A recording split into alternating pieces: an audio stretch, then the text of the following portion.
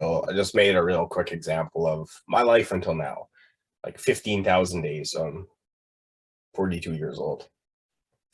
Sorry. Uh, just coughing a little bit. So what I did is I kind of just did some basic formulas here. So 8 years times 220 days. 220 days is like the number of working days in a year kind of thing. So like just ballpark how that goes. So I was in Australia for 5 months, ballpark 30 days per month, right? So that's kind of how it goes. Some of the things like really straightforward, right?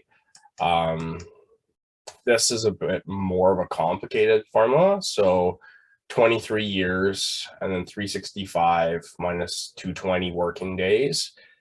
So this would be the like formula for what? Um, this would be the formula for how many days I had for weekends. If we wanted to put a bracket in here, make that clear. Right. And then I'm subtracting 6 times 60. So those would be the years that I was a teacher. I was a teacher for 6 years. So you had 60 days off for those summers, right? So then that's kind of which is a previous line.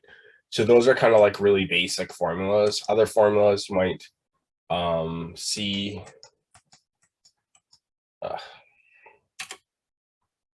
other formulas you might see here, which is a common one, is equal sum. So you can have add, sum, like there's a ton of different formulas you can build into there.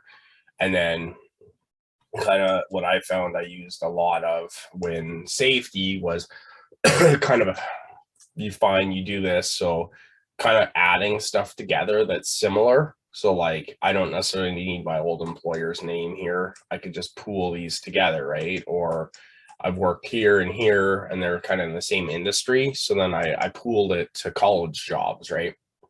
And so it pools together. So a lot of things too is like, how do you make a graph in here? And that's something I think I want to add to one of the assignments is KPIs, but that's like critical reporting. A lot of big companies love KPIs, like every month, like how are you doing?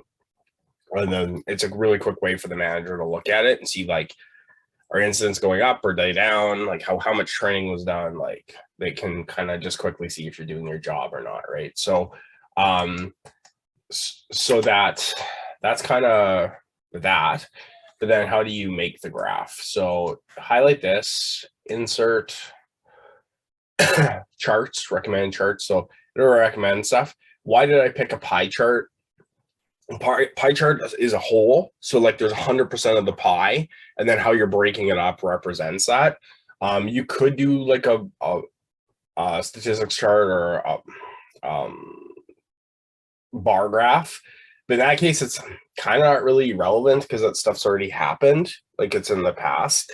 Where like a line graph would be better if you were using if you're talking about related statistics. So if like things there's injuries going up and down, up and down, up and down, then you could a line graph would be good for that. If you were talking about what type of injury, then that would be like a bar graph probably, or again, it could be a bar because a bar graph would be better than a pie graph in what type of injuries, because then you'd know how many of each one is occurring.